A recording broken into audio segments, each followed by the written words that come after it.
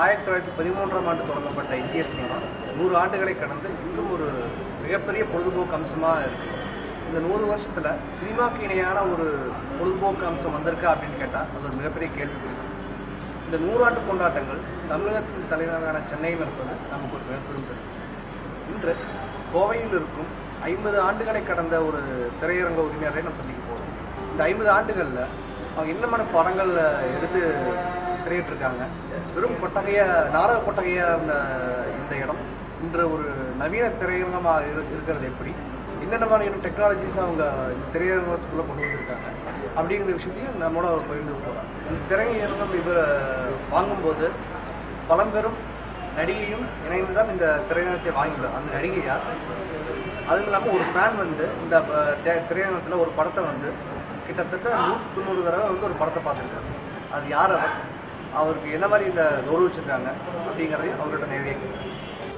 நான் கோயில் central Kanakadhara theatre ஓனருங்க.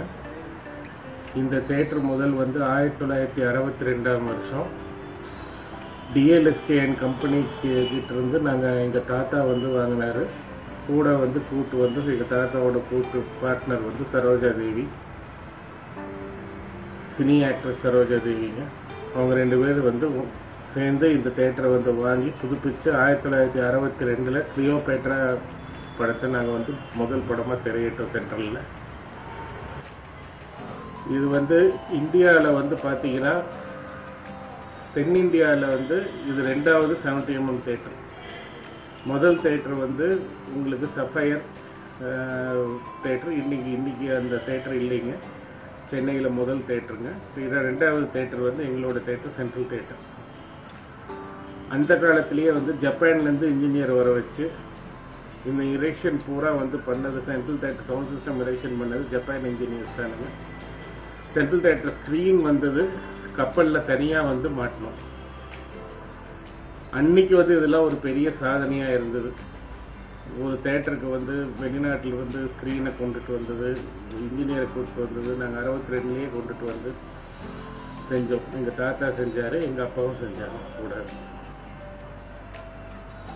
அதுக்கப்புறம் பார்த்தீங்கன்னா படிப்படியாக இங்கிலீஷ் படங்கள் நாங்கள் 20th Century Fox, Paramount, Universal எல்லா இங்கிலீஷ் படங்கள் நாங்கள் தான் ஸ்க்ரீன் பண்ணிட்டு இருந்தோம் 1962.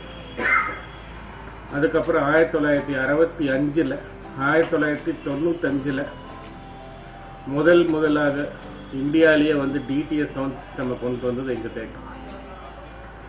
ஆனால் அது ஒஃபிஷியலாக வந்து நாங்கள் டிடிஎஸ் முதல்ல நாங்கள் சவுண்ட் சிஸ்டம் கொண்டு வந்தோம். நாங்கள் எந்த விளம்பரமும் நாங்கள் படுத்தலை. நாங்கள் விளம்பரம் விரும்பலை, ஏன் எங்கேயும் விளம்பரப்படுத்தலை. எங்களை வந்து நாங்கள் டிடிஎஸ் முதல்ல நாங்கள் இந்தியா கொண்டு வந்து பண்ணோம்.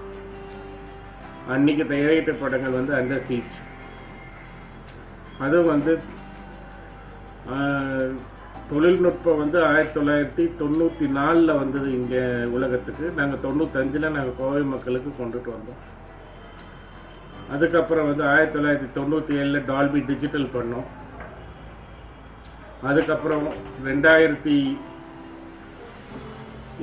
வந்து 3-way பேசிவ் சவுண்ட் சிஸ்டம் பண்ணோம். அதுக்கப்புறம் அதை ஆக்டிவ் சவுண்ட் சிஸ்டமாக மாற்றினோம் 2011.